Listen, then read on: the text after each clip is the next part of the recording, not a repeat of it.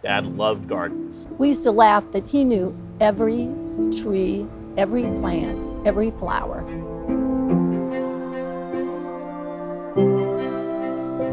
I think a large part of what Dad did was tend to and care for people. And he did the same with plants. The legacy of Dr. King lives in the heart and minds of just thousands of families in the upstate. I didn't realize how much of an impact he had on the state and doctors all over the state. Gardening was a verb as much as it was a noun. It wasn't some place that he would visit or observe. It was a place for him to do.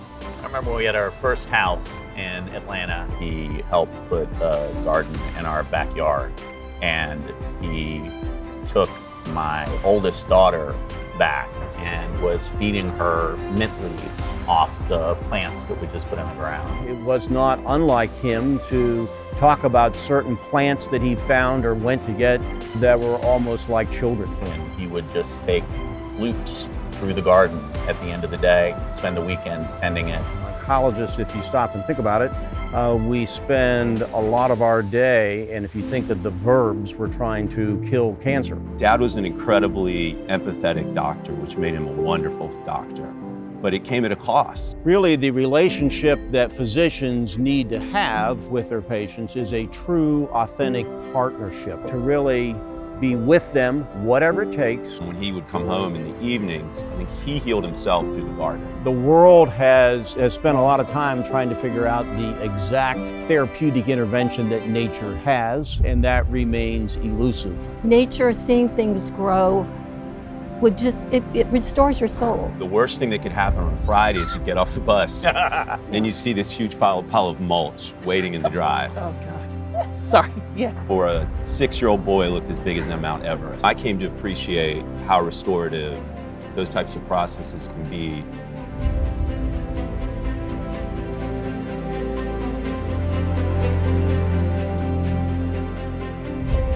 The plant world has been a source of medicinal agents that the ancient Egyptians knew.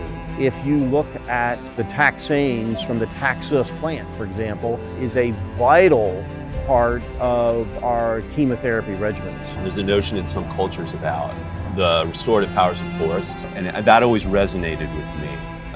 It's something that I think my dad had a very similar relationship with nature. There are those that help to relieve inflammation, those that help to relieve nausea. Nature goes on and finds a way to go on in spite of horrible harms inflicted upon it. After my dad had a stroke and I had a weed growing in my yard next to the trash can, so I took a picture of it. Dad was still in the hospital and he said, "Oh, it's a pokeberry bush. You can just pull it out." And at that moment I was like, okay, all right, thank you, Dad. There's sometimes great suffering during the season, but that life endures, that it changes, but it persists.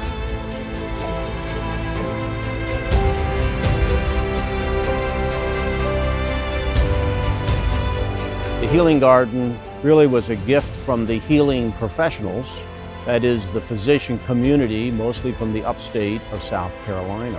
It's a perfect tribute to Dad. Within this healing garden, we are looking for not only a collection of medicinal plants, but they need to be native medicinal plants. These plants, these trees that have been here so much longer than us and are going to be here so much longer after we're gone. The atmosphere and what patients feel when they're in the Cancer Survivors Park or in nature actually helps them get through the cancer journey. When you're in a garden, there's no pressure to explain to the trees or the plants how you're feeling, if the treatment is working, how you're doing emotionally. You can just be who you are. The healing garden is really authentic, it is organic, and it is nourishing. It's nice to have a place where you can just be.